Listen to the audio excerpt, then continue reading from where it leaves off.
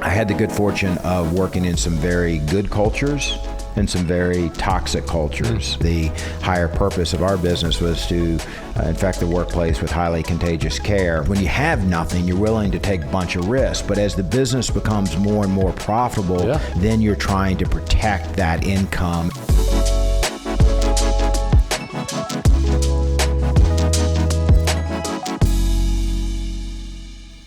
Welcome to Decision Points. I'm Doug Hudson. I'm Scott Wood. If you're watching us online or listening, welcome, and a big welcome to Steve Hall. How we doing? We're doing great.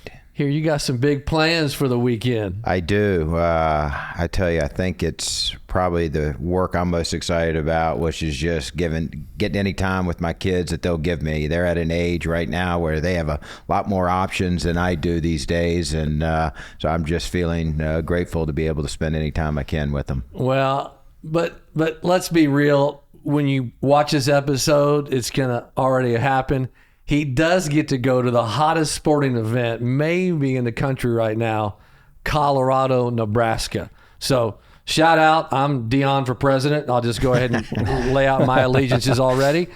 Anybody want to put a bumper sticker on the car with me yet? I'm okay with Dion for president. All right, let's go, Dion for president. You in? Hey, let's go prime time, right? Let's go prime.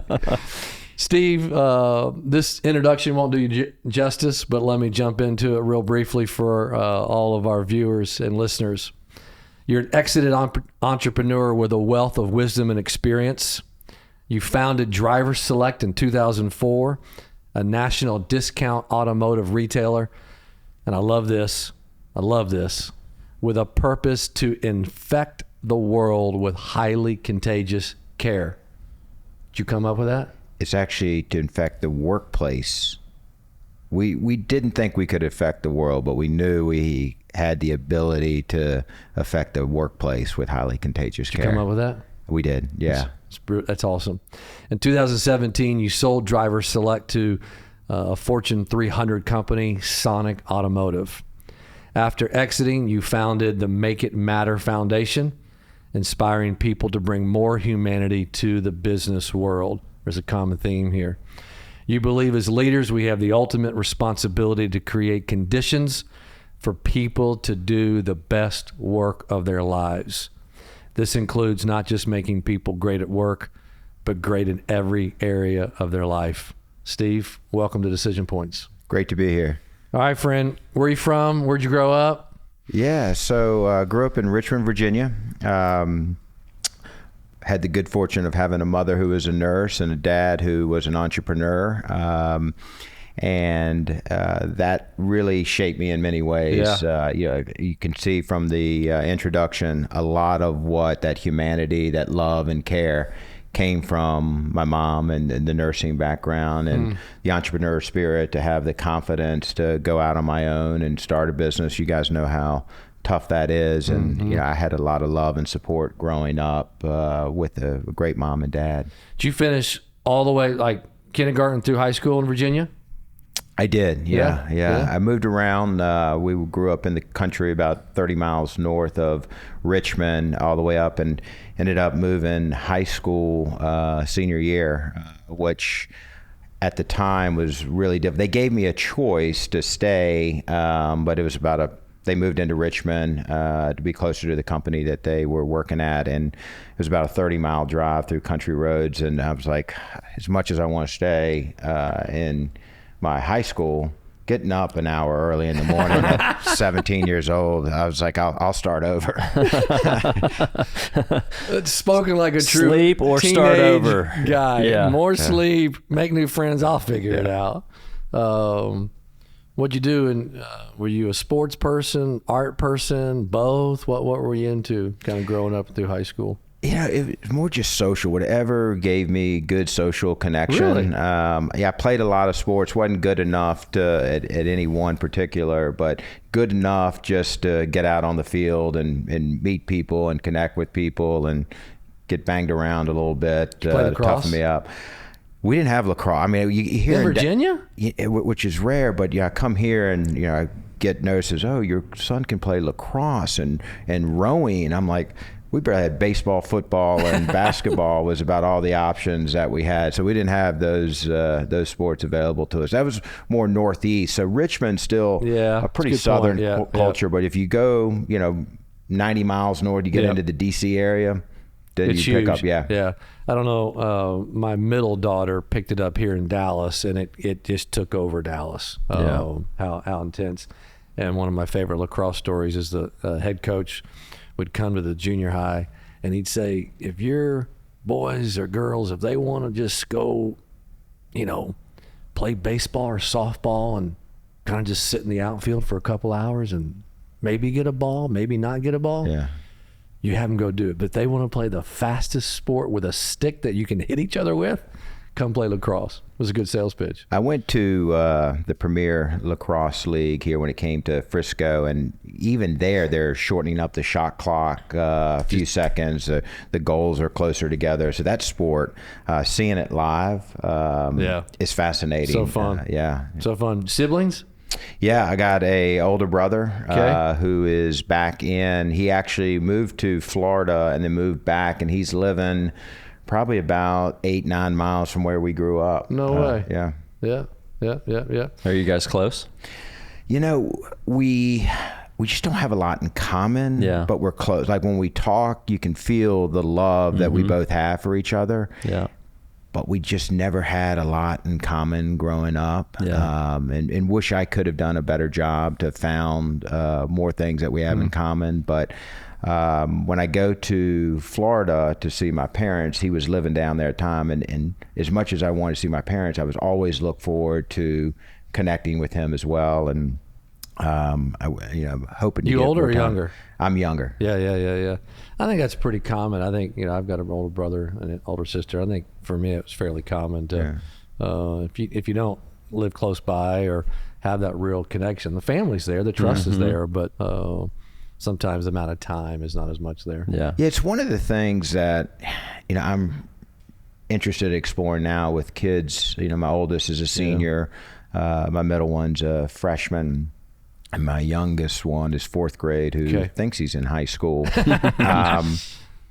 And I'm always curious about the people whose kids go to college and come back and they live in the same neighborhoods. They're getting together on weekends. They're hanging out versus the ones that travel together, move away and go away, and you never see them except for holidays. And what is it that they do differently while the kids are 10, 12, 15, 18? And, I always hear things like, when you're 18, you're out the door and you're on your own. And I want to be careful that I'm not sending those messages that you're on your own at 18. I'm trying to do things that show them that I want them in my life all throughout, as long as they're willing to make the room and have the flexibility. And I hope that my kids will be close by and not spread out like I am from my parents and my brother. I've thought about this a you lot. and Alicia are amazing parents. What do you think about that? Well, we try. You are. We try. But I've thought about that same question a lot. Like, how do you?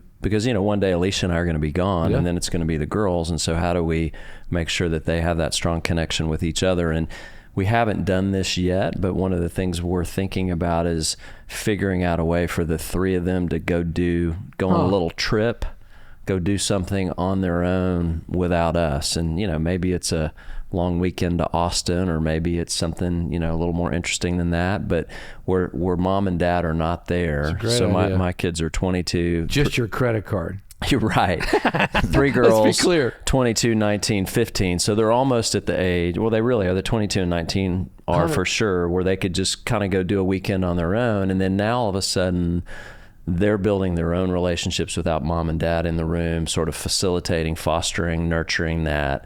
So that's one of the ways I've thought about that very question, is because I think about the same thing. Because my brother and I'm the older, he's younger, and we didn't, same thing. We don't have a lot in common.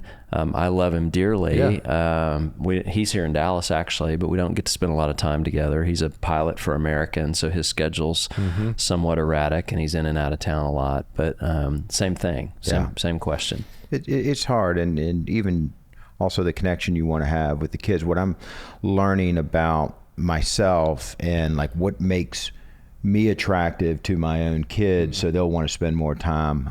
Like this summer, I found the more that I can put myself out there and get outside my comfort zone and be silly with them. Like we did surfing. I've never surfed at all. Did it for the first time, and they love that like I was willing to do something. 100%. Because I find myself always, as they grow up, I want them to learn things that I already know how to do, because I think that's what's best for them, and often it's not. And so paying more attention to like what they're interested in. I was playing Grand Theft Auto with them online, and they were just like yelling and screaming at me and like, you can't do this and you can't do that, and get out of the game. And it was all fun just to see Dad really mess up. And so just trying those things, I think, hopefully will allow them to be, stay connected. Well, 100%. and then you're more relatable to them. Like you're not this old figure, right? That you're like, I mean, it's relatable. And they, we go to the lake and we wake surf. Yeah. When we go to the lake, and I love to wake surf. And so they think it's the greatest thing ever that I'm out there cutting it up, trying to learn new tricks, and they can identify Show with off. that. Yeah, well, no. Yeah, let's be honest. He's really, really good at it too. So I fall, the three girls, I fall a lot. Who of the three girls? Who gives you a run for your money? It just depends on which depends on which topic and which kid, right? Well, I was referring to wake surfing, but you're wake surfing. Yeah, they all got a little work to do. Y'all mark that down. Dad can still take you. Sounds like a challenge. It says, and you're already a better dad than I am. I have three kids. My youngest, he's 21. My son, Mac, which we have a really great relationship. But one of his, if he could change anything about me, I would have learned how to play video games with him. Yeah. And I'd tell him, I'd say, Mac, I'll sit next to you. He's like, well, dude, then you're just like my dad's sitting there. Yeah. He's like, I'm so bad at Mac. He's like, just try. And I just never did pick it up. So good for you for getting in there and trying it. Yeah.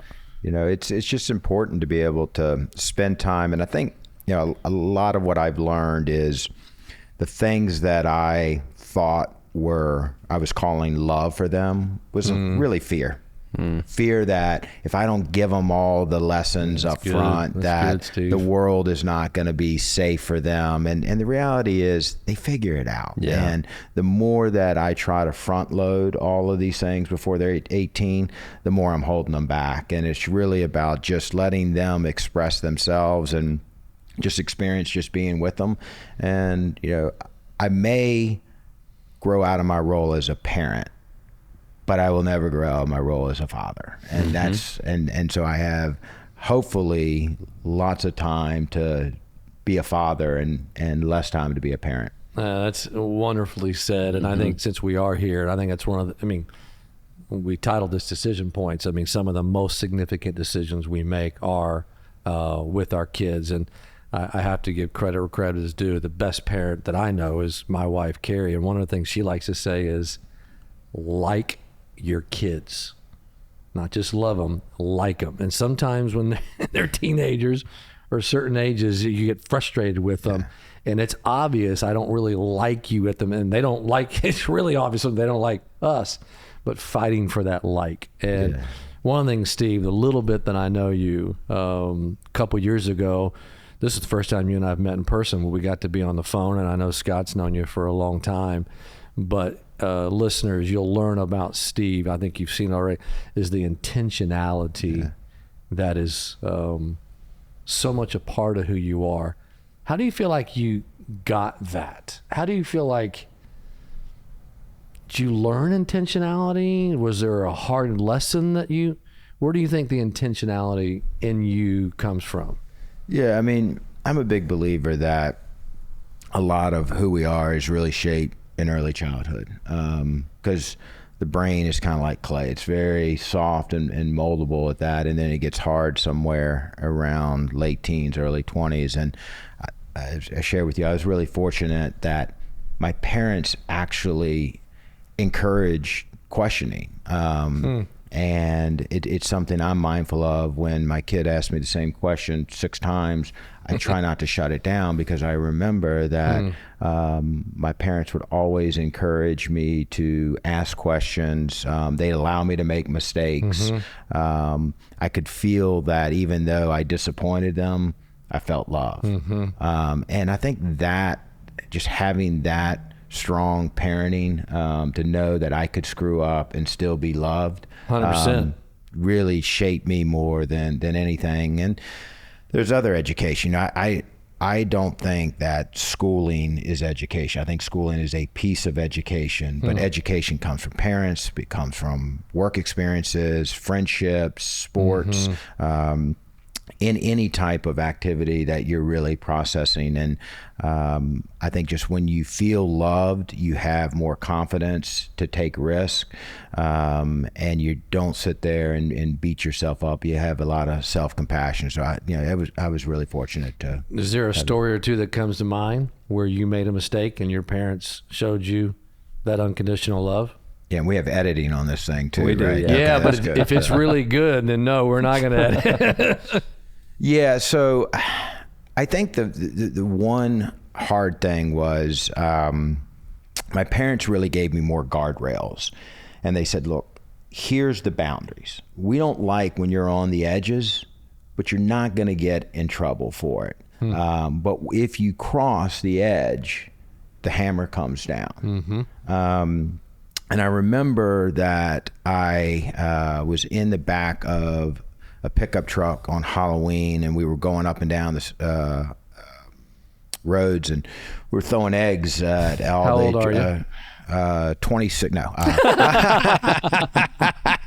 think I was. That makes 18 sound better. You're 18, still throwing eggs at I cars? was 15, 16 years old, and a buddy of ours just got his driver's license, and we were goofing off, and we thought we'd got away with it. And one thing I learned today that I probably wasn't as mindful for, I am not a good liar, and I am, if anything I do, I'm the kid that always gets caught. Yep. And I remember we were laughing about it on the school bus on the ride home, and someone overheard it and told on us, and I got grounded. And my dad said, that is crossing the line. You got to pay the price. And I was grounded for several weeks. And I remember right up the road, there was a big party coming up on, this was probably about, Halloween, I think we got caught about 2 weeks later, and I was grounded for 6 weeks, which took me all the way through New Year's, and there was a New Year's Eve party, and I said, can I just go up? I've paid my dues. He's like, you got a week left. You can't go. I said, can I just go up the road to George's house? It's 3 houses up. He said, yes, be home by 1 o'clock. I'll let you bring in the new year, but you don't leave. I said, great. I get up to George's house. First thing they want to do is go downtown and see the ball drop. I was like, guys, I can't go. Well, I ended up going. Yep. And there's this guy, Chris Clark, who is about 6'5", 6'6". We go downtown in Richmond, and the ball starts to drop, and he puts me up on his shoulders, and we're dancing around, and I'm waving and everything. I kid you not, my grandmother sees me on TV on Channel 8, and I get busted. And that's awesome. It's just incredible. And I paid the price, but still, even with those consequences, I still knew that there was love, and it shaped me in a good way. So I think there's ways to.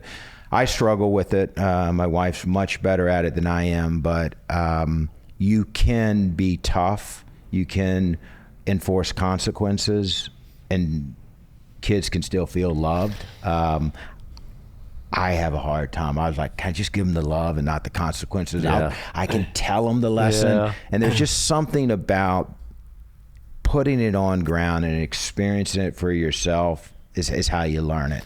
Well, and that's a whole nother podcast that we, those boundaries do show love and protection, and that's a whole nother conversation, but that's incredible. We have more in common than I thought, because I too got busted on Halloween throwing eggs out of the back of a pickup truck. So solid. At about 15 or 16 years old. Richardson? Yes. Yes? Yeah. Cars or houses? Houses.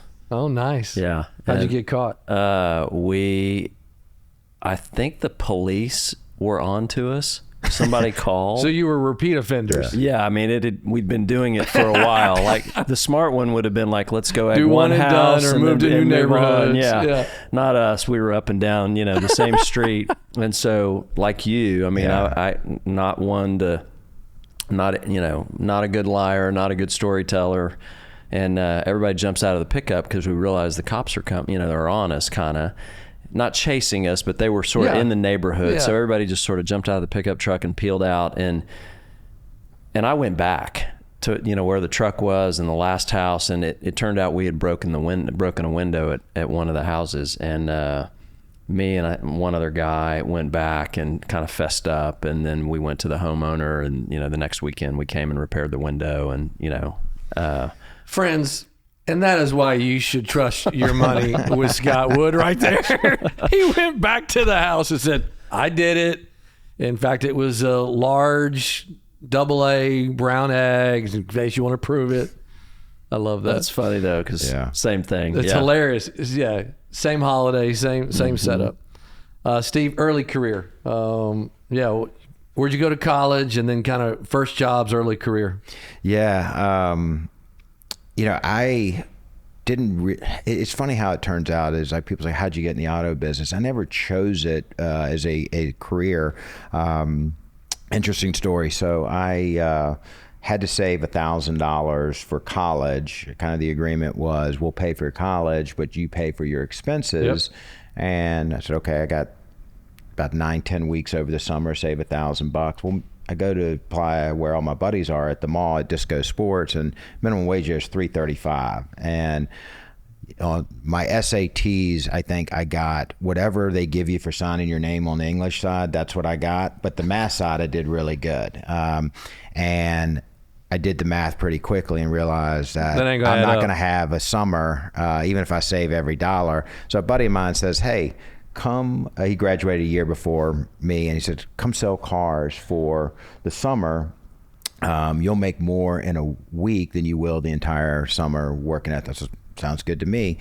So I had to go in, and they said, well, we're going to direct deposit your checks and everything. And I'm filling out all these forms. I didn't have a bank account, so I went down to this local Central Fidelity bank and filled out, got a checking account, and all the money was wired in. Well, I started in the auto business. They had all these different incentives, and it was like, if you sell this many cars in a day, you get $500. I'm like, wow, that's a lot of money. So I would literally tell people, is like, look, my boss is in a bad mood, and if you come back Wednesday, that's the day after his day off is, and he's in a much better mood. So I'd line them all up on Wednesday, and I'd sell my 3 cars all on Wednesday, and then blank the rest of the week. And I figured out the play plan, and that's called psychology. Well, what it taught me later on was be really mindful of how you incentivize and reward and recognize people. Alignment of interest. Because incentives do drive behavior, and so these are all lessons that kind of stuck with me. Interesting. And so that was, I think, at the end of the. And you're 18. I'm 17 at this time. I turned 18 in October when I went away. And I remember, and then I was going out every night. And I'm guessing these were used cars. No, this was at a Ford store. So these were new cars. These were new and used. Okay. And I get to the end of this, and I was going out every single night and spending money. And I remember going back to the bank, and I'm like, gosh, just please be $1,000 in there. Because I never checked it. It was all direct deposit. We go up, and it was like $13,000 in there. My mom looked at me and goes, you're doing drugs. And actually, Mom, I'm selling them. I'm like, it's worse, Mom, than that. It's used cars. And so that's how I got introduced to it. And I'm like, I'm not going to college. Like, I can make more selling cars. Yeah. My mom was like, you're going to college. So I went to college, and it was the best decision I had. And then the Ford store calls me and says, hey, I went to James Madison University, which is in Virginia. He said, there's an auction. This is before internet or anything. So you had to stand in the lane and buy them. He says, I'll pay you $100 per car.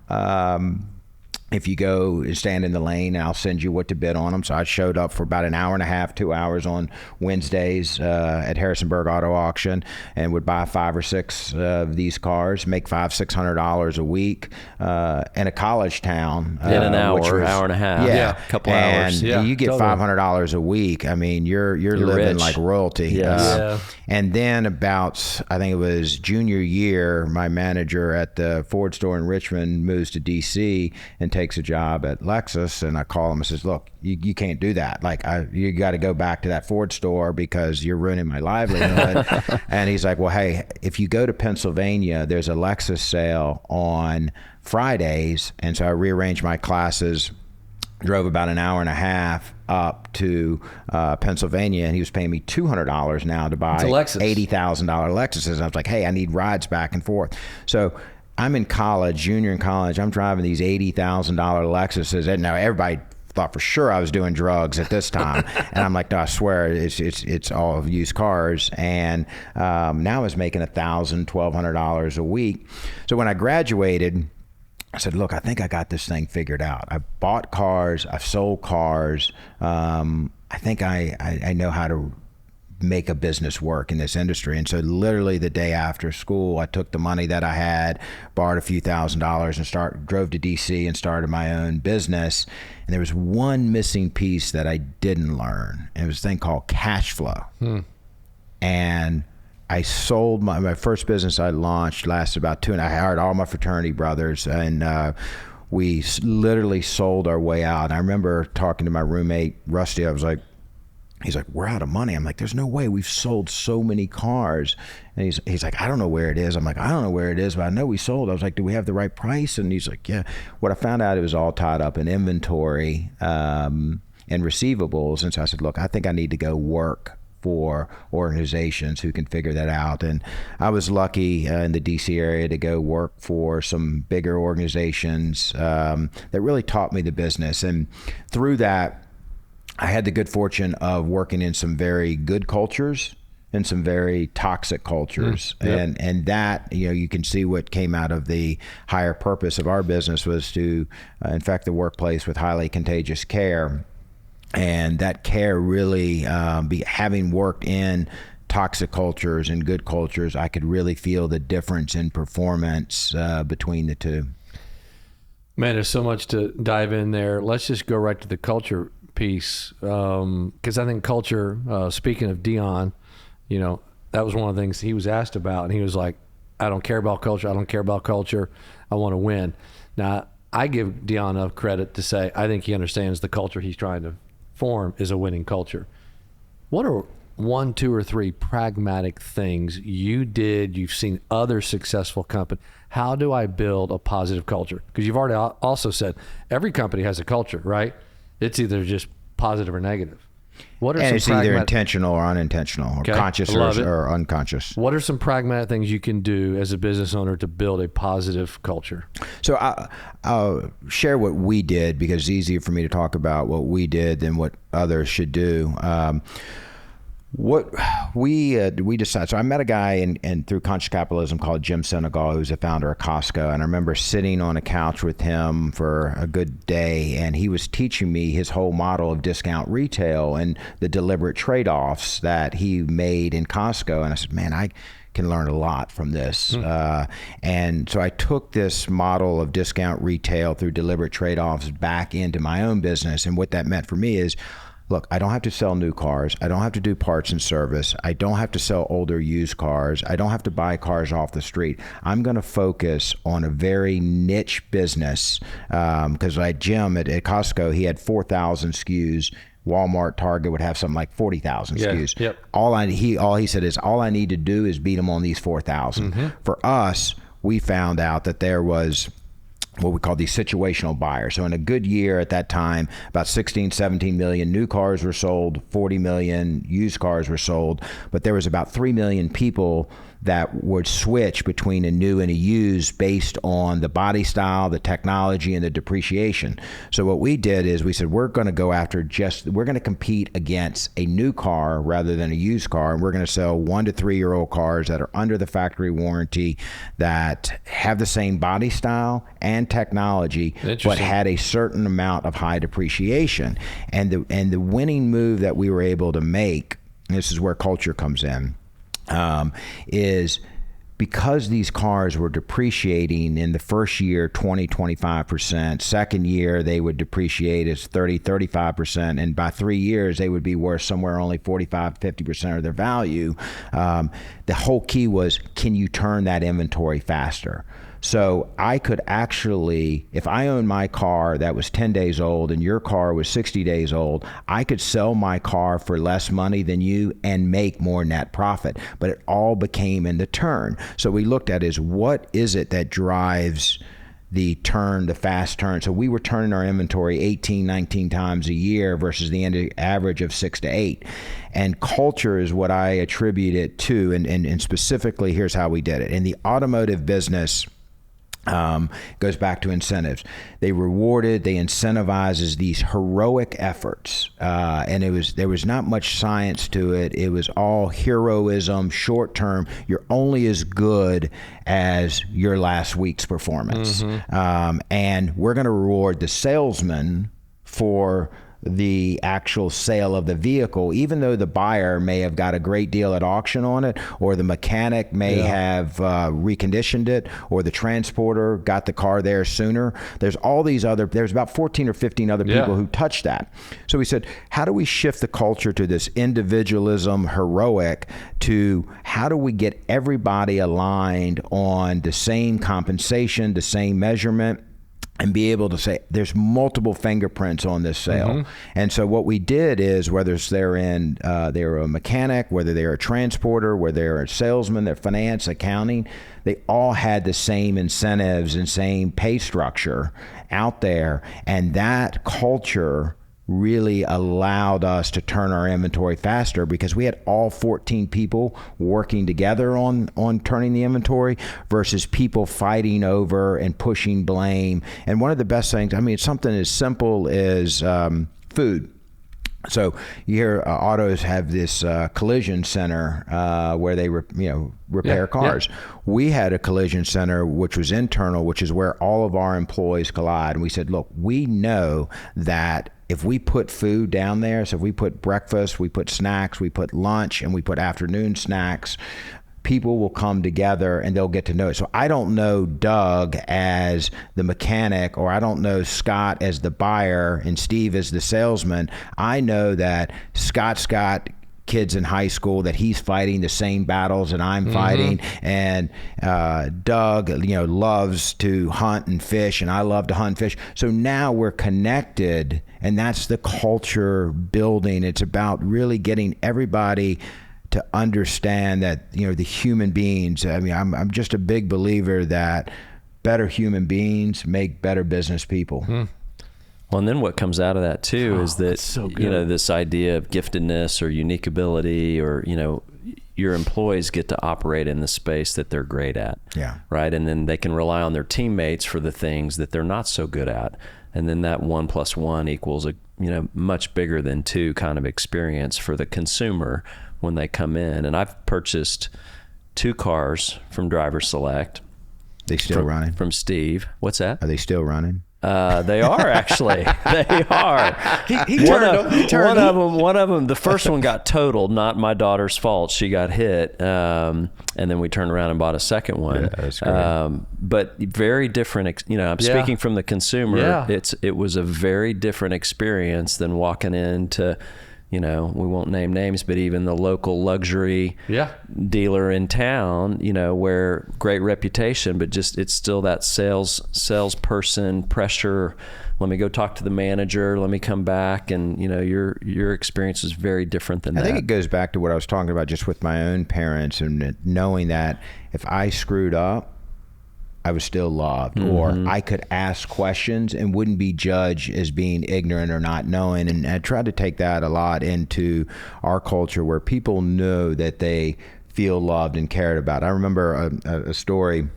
We were getting acquired, and the CFO is sitting next to me. He's like, how are you guys getting your cars from Riverside, California cheaper than we are? We are a $10 billion company. You're just under $1 billion, and we don't pay. And I was like, well, go ask the trucker. He's right out there. Why he's charging you more? Because I don't know. I don't know. All I know is my cars are getting here on time, and I know that it's a fair price. I'm not trying to get the lowest price. I'm trying to take what works for the trucker and what works for us, and that if it works for him and it works for us, that's a great relationship. So he walks out, and the trucker comes in and says, well, let me tell you why I charge Driver Select less than other dealers. He says, I coach my girls softball every Saturday. But unfortunately, the Riverside auction is Thursdays and Fridays, and I have to load up Fridays and get them there over the weekend, and I have to miss a lot of her games, which that's just part of the job. And I understand that. I signed up for that. But when I have to leave my daughter's softball game and I come to Dallas and I drive in Saturday and the used car manager tells me I can't park there. I have no instructions where to park. I come in the showroom and they're like, you can't be in the showroom looking like that. You've got to go out back and we'll get to you whenever we get to you. And I drop the cars and then they'll say, oh, I'll mail you your check 2 weeks later. And I have to wait on that. At Driver Select, I get a call from a guy named Steve Sullins, and he tells me, here's where you're going to park. We'll have your check cut and ready. By the way, you're coming in this Saturday, and I think we're bringing in tacos, and they're from this great taco place. My favorite one is the steak tacos, the street tacos. Make sure you grab those for the road. I know it's a long drive. Hang out. And he's like, what am I going to choose? If I get orders, I'm going to be more motivated to deliver this car for $400 than trying to get an extra $50 and wait on it. It's just, so it goes back to just treating people like human. And that's where in fact, the workplace with highly contagious care. And it's not just about how the treatment of that trucker, but every employee in that building 100%. Knows that we're treating people like 100%. That. Because good culture breeds more good culture. Bad culture breeds more bad. A really pragmatic question that I have is, was this quarterly bonuses, yearly bonuses, an ESOP? I mean, pragmatically, how did you align all the company? Because essentially you aligned all the company on group success, correct? Yeah. How'd you do it?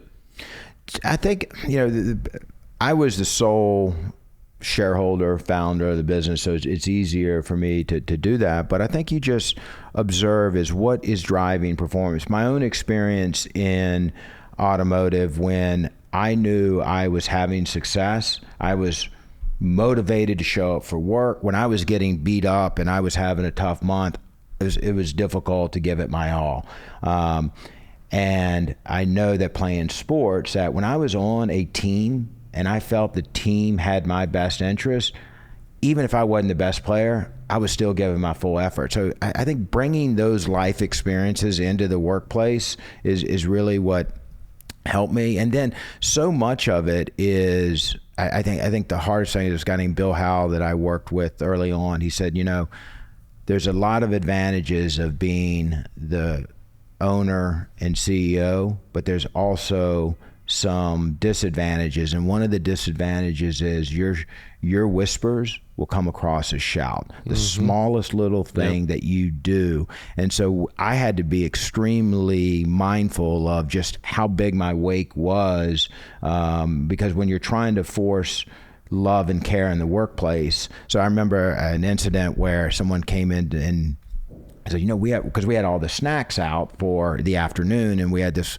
customer come in, and she must have taken 30 bags of chips right out. And so one of the things the people in accounting did is they started locking the chip cabinet.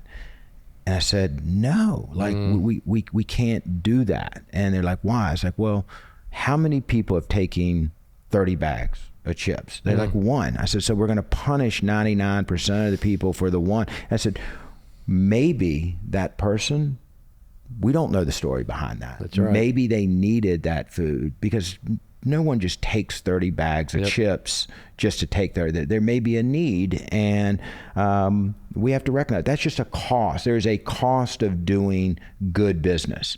And if we try to look at, if we take the mindset that doing good should not cost you any money, then it's hard to do good. Correct. There's always a cost, but the benefits of doing good far outweigh the cost of doing it. But there are costs to do it. All right, so come back. We left off. You're in DC. You'd been working for some dealerships. Get us to then starting and launching Driver Select, and kind of that, pick back up on that timeline. You know, I had the good fortune of and at some point you got to Dallas too. So I'll tell you that. So I remember this was another really good, valuable lesson. So I was working for the Browns Automotive Group, and I was a general sales manager, and they had 30 new car stores. This was like early 90s when CarMax was just emerging, and I really wanted to be a general manager. And I was only 25, 26 at the time. And I remember there was 2 really crappy stores that I was like, look, I'll go and turn around. I'll do that. They wouldn't put me in there. Finally, the owner says, hey, I'm going to give you a shot at general manager. We're going to open up. We're going to take our 30 stores, and we're going to send all of our aged inventory to this outlet center, and you're going to be the general manager of outlet. I said, man, that's fantastic. And at the time, I'm looking around at what these general managers are making, and some of them are making, this was in the mid-90s, they're making $400,000 or $500,000 a year. I was making about $80,000 as a general sales manager. I'm thinking, all right, man, my pay is just going to like triple, maybe quadruple.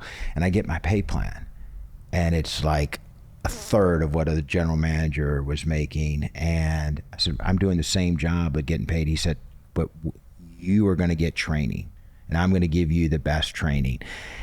And that, I ended up taking the job because I wanted the opportunity. The training they gave me was far more valuable, and that was a lesson that I wanted to take into my company when I started, that training and development is far more valuable than the paycheck. And so I did that, then got recruited by a buddy of mine today. We're still in touch, and he had 3 dealerships. He said, I want to grow. And I said, look, let's grow this thing. You've got a model. This was in the used car subprime space. And I said, I think you can. This was 2003, where the banks were lending car money to anybody with a pulse. And I said, we can really take this thing national. We went in, and within about a 2-year period, grew this thing from 3 locations to 12 locations, from about a $80 million to about a $400 million revenue business.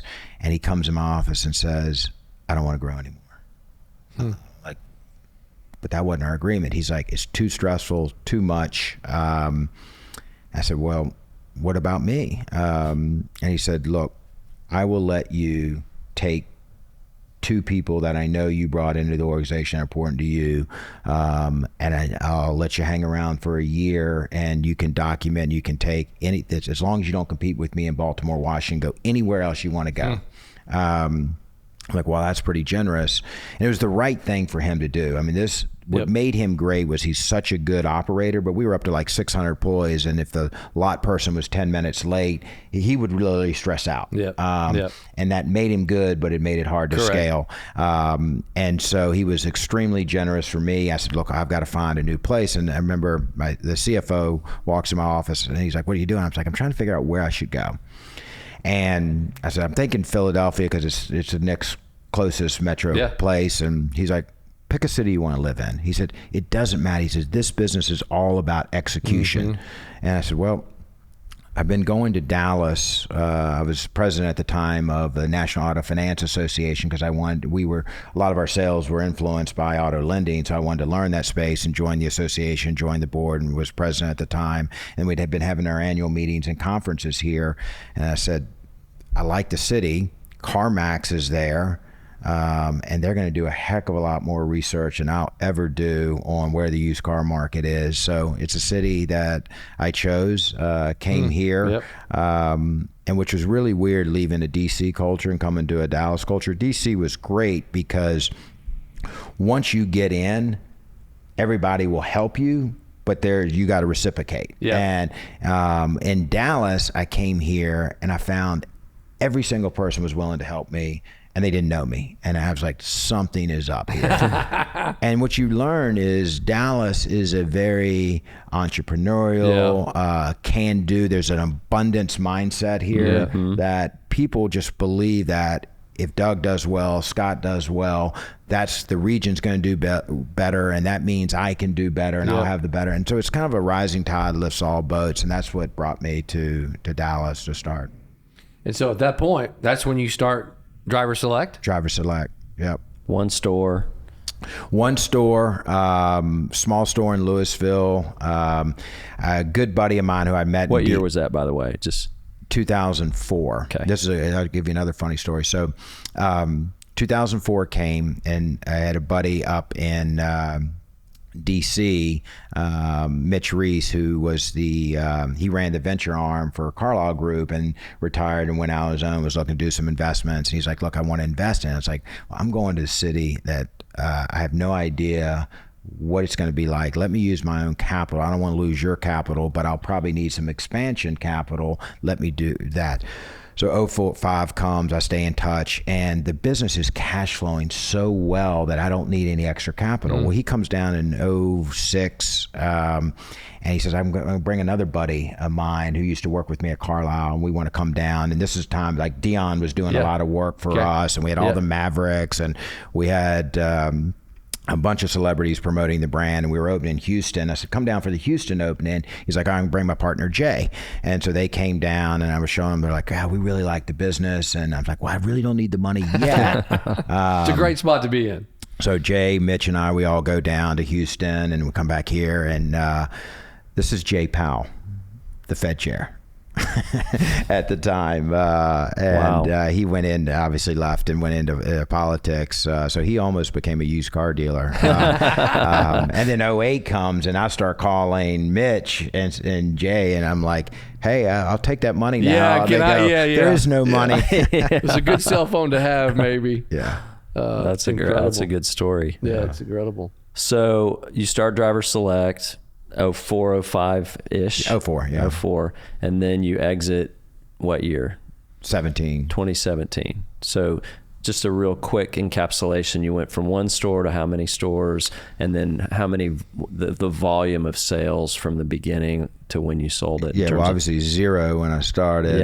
One store. We ended up opening multiple locations. And then when I met Jim Senegal, he taught me discount retail. So we were in subprime when we first started out, which is a high margin, but very high labor, very complex. And then we, in 08, 09 hit, we had to close a bunch of locations, met Jim in, I think, 2010 or 11, and I moved away from subprime and went into discount retail. So it was all consolidation, trying to do it under one big, large location. And we grew that business up to just north of 500 million by the time we sold it. Stayed on for 2 years after the exit and got that up to over $1 billion, which in used cars is very difficult to scale.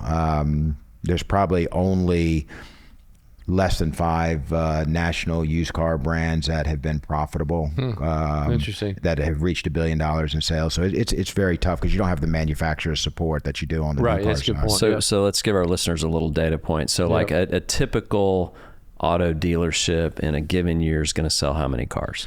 So the average, there's about 50,000 independent used car dealerships, give or take. Those are folks with license. If you take out the ones that are just kind of selling on the side, there's probably 25, 30,000. They will probably sell somewhere around 400, 500 cars a year. If they're lucky. And you guys were selling how much? We were selling 20,000, and we got up to just over 60,000 cars per year. And the bulk of that, Steve, was in that niche that you were. All of it was. All of it. Yeah. It's not today. They expanded outside the niche. But that's often how you enter a market. You pick a smaller niche that you can go own, and you build from there. Yeah. And that's where, again, go back to your comments on culture. it is, I underestimated how difficult it is to stay in a niche and to make those trade-offs. And you have to get really good, not at saying no to good ideas. You have to get good at saying no to really great ideas.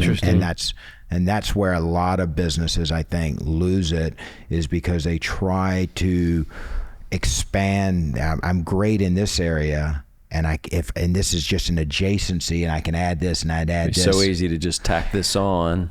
And someone taught me early on, they're like, think of it like juggling. How many balls can you juggle? I said, maybe 3. Mm-hmm. I know I can do 2, but 3, and they go, yeah, but try adding a 4th. And once you add a 4th, it all falls apart. Yeah. And that's what makes it hard. Steve, I think this is a go. Well, so what I was going to say, so now let's talk a little bit about the exit, and just, to kind of get a little bit of time on that topic. So you had mentioned earlier with your earlier partner that you had, and y'all had gotten to 12 to 14 stores, and he's like, I'm good. Yep. Don't want to grow anymore. And you were like, well, that doesn't sound like much fun.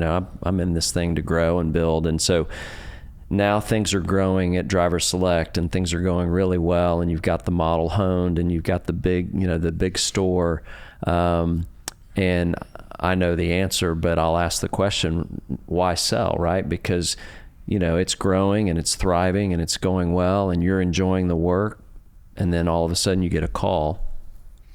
Yeah, I mean, it was a tough decision, but I think the decision was, do we think we can be more successful? Because my intention wasn't to sell and leave. My intention was to be acquired, and I believe that the company that acquired us could be better stewards of the brand and culture than I could. And I think it was something where I started to see my level for risk-taking became less and less, and that was holding back the opportunity for all the stakeholders, not just our employees, but to reach more customers, to our banks and our key suppliers and everybody that I really valued and appreciated. I was limiting the potential that they could. And the reason is, when you have nothing, you're willing to take a bunch of risks. But as the business becomes more and more profitable, and it's your lifestyle business, then you're trying to protect that income and make sure that, hey, I want to make sure I can still live my lifestyle, so I don't want to take less risk of the business. And I felt that coming in. And I remember, because this was an unsolicited offer, we were just given a tour. Part of our conscious capitalism journey was giving tours to businesses about how care in the workplace can build a great business. And the Sonic folks were one of the folks that came in on the tour. And we asked, and after they disclosed they really wanted to buy us, I asked them a question, Jeff Dyke, the president. I said, how can you be better stewards of our key stakeholders? Talk to me about what you can do better than us, because we think we're doing a pretty good job with our employees. We think we're doing a pretty good job with our customers, our suppliers, our local communities. And he walked me through each one of those, and it was very, very clear on how he could create value for those. And then when we visited them, we saw the resources of a Fortune 300 company, and like, these guys can play at a bigger level than I'm willing to take them. And so I made that decision to sell. And the other thing too was, and Scott, I think I shared this with you before, luckily my identity never really got tied up in being the founder of Driver Select or being in the automotive industry. So it was easier to hand that off to another steward who could do a better job than I could. And I think this is going to lead us, I think, a really interesting comment there, Steve. What I heard you say in that evaluation with Sonic was, for those almost 20 years, whatever it was, you were the company's greatest asset, but you were at some point maybe going to become the biggest liability to the growth of the company. Would you categorize it like that? Or at some point that's what I heard you say, the company would not go to the next level with you in charge. I've always believed that the biggest constraint to growth is the leader himself. They just get in the way, and but doesn't mean the leader can't stay on and grow. They just got to be willing to work on the things that are constraining the business. And for me, that was being able to take more risk. And the deal that Sonic gave me took all the risk off the table. And if I could have all the financial security that I ever needed and be able to stay on and help grow the culture of the business, that seemed to be a win-win-win for everyone. There's another amazing alignment of interest. How did you not get your identity wrapped up in driver select? A lot of it was just being exposed to really good coaches. I have always enjoyed being coached. And I got involved in the Stagen community with some great coaches there, the conscious capitalism community. I've had some really great, deep discussions with NYPO, and that really helped me prepare. I remember working with a guy, Donapani. I think, Scott, you met Donapani.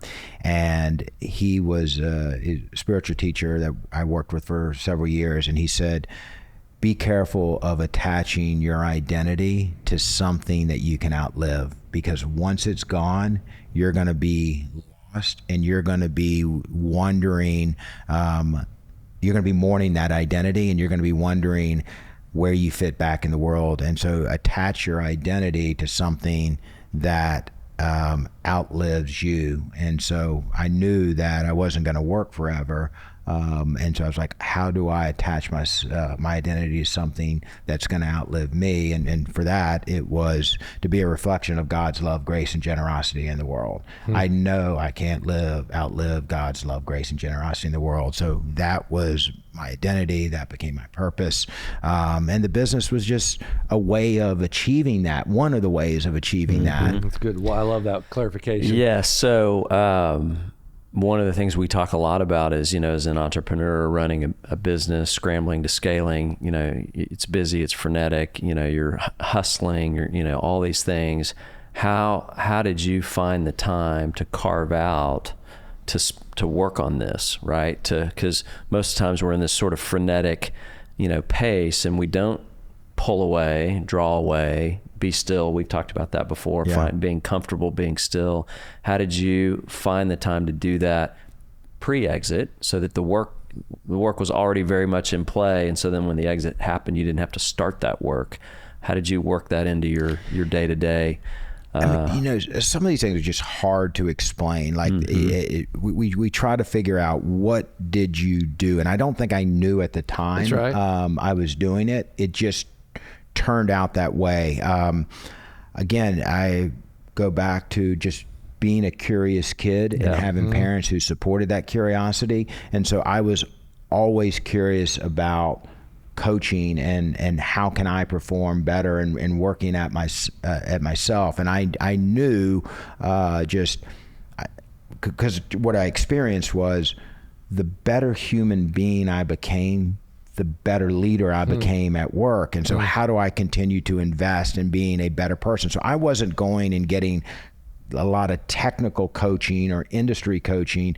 It was really about human development, things like self-awareness and understanding. Like, one of the biggest lessons was understanding what a good friend Kip Tyndall refers to as your wake. When you take a pebble and you throw it in the water, it has a wake, and it's like everything that you do has a wake in your marriage, your parenthood, your business. And that was a lot of the work I really enjoyed, being curious about, when I do this, here's the wake. And I started noticing that I had a really big need for success and attention, and it caused me to the pursuit of more. And when you're in your 20s and 30s and you're single, that's okay, because there's not a lot of other people really at risk, so you can pursue those things. Once you get married, once you have kids, priorities start to change. And another thing I learned from Donna Pani, he said, just be careful about your wife and your kids, because you will do things to them that you would never do for a client, because you know they love you and they won't leave you. But how many times can you go to a client and say, oh, I'm going to be late. Oh, I'm going to have to cancel. Oh, I can't do that. Your client will leave you. And because you know your client's going to leave you, you show up for the dinner, but you cancel it from there. And so all of these things were really helping me build my identity more in the family and being, I was real comfortable at the time I sold that my importance of a role as a father of 3 boys, I've gone through a divorce and learned that the challenge is how I showed up, and didn't want to make those mistakes in my next marriage. And so, the role that I play as a husband, just being in YPO and the forums, the role that I could play as a forum mate. So I had other things that gave me meaning and purpose other than work. And I think that's a real challenge. I remember reading something in the Atlantic this past week where they were talking about how work is actually replacing religion and giving people a sense of meaning and purpose and community and self-actualization, and they're trying to find that. And so luckily I didn't have those issues to be able to, and probably why I was willing to sell, and life after the sale was easier on me, and has been. And I would say, as someone who's been close to Steve over the last handful of years, watching you through that transition, I think you've done an amazing job. Because I've watched other entrepreneurs and business owners exit and really struggle with that piece of it. But my observation with you is that it's been a very natural, smooth transition. You continue to evolve in terms of where you spend your time and how you're thinking about things. But there wasn't this disruptive phase where you were, trying to figure it out. It was just this nice, smooth transition to this other side. Maybe that's what it looked like on the outside. But I think it's more on the outside. This is the duck with the you don't see the work underneath the water. Yeah.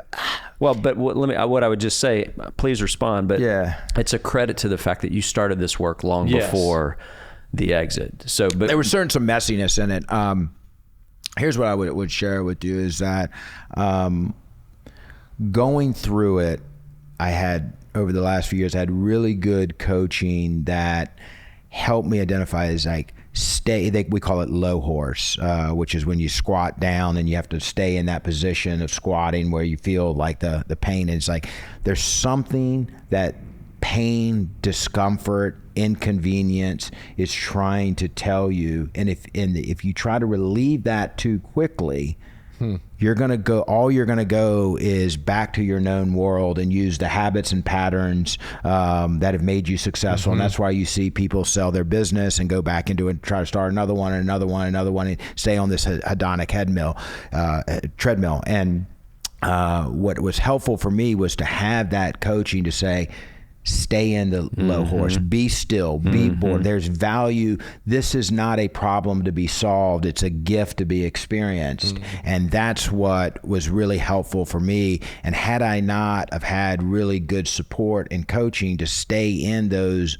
low horse moments, I probably would have jumped back into something and it wouldn't have been, but just staying there and coming out on the other side saying, you know what, I don't actually have to do something. What I discovered on the other side was I'm having more enjoyment, and I feel like I'm doing the best work that I've ever done, doing very small little things. It's not like I don't have these aspirations to do something big and bold and go out and change the world. It's like, can I just be loving and generous today to this one person? And that feeds me. So it's discovering the little things. So you're now 4 or 5 years downstream from the transaction, from the exit, knowing what you know today, in just a minute or two, what would you share as sort of wisdom advice for somebody who's going to exit in the next couple of years? What have you learned? I love it. What went well? What didn't go well? What would you have changed, if anything? Maybe you wouldn't have changed anything, but just in a moment of reflection, How would you characterize the whole? Yeah, I'm appreciating the actual way you frame that from Absolutely. what did you learn and experience, as opposed, because I don't like giving advice, because advice is tough because I don't know the full context. Exactly. Everybody, what makes me fulfilled and gives me meaning is totally different from others. But so I can share with you the learning that I had. And I think what was really important to me is doing the work before. What you put in before you make an important decision matters. It's no different. I know Scott's a big health nut, and you can look at him and see that. But he does a lot for preventative. Yep. And ever since I've known Scott, he's always been in really good shape, and it's a lot easier to deal with a disease when you're in good, healthy shape than trying to get in shape after it. And I think, our healthcare system is set up for get sick first and then we'll cure it. Whereas if you get into a preventative mode, and so if I know I am in business and I'm running my business and have the coaching that can give me the awareness that, hey, your identity is really starting to become more and more attached to your business, I need to take those preventative measures to say, I've got to find something that I can attach my identity in that's not the business, because there's a high probability that I am going to outlive the business, and I don't want that to happen. So I think it's really about the work that you put in before doing that.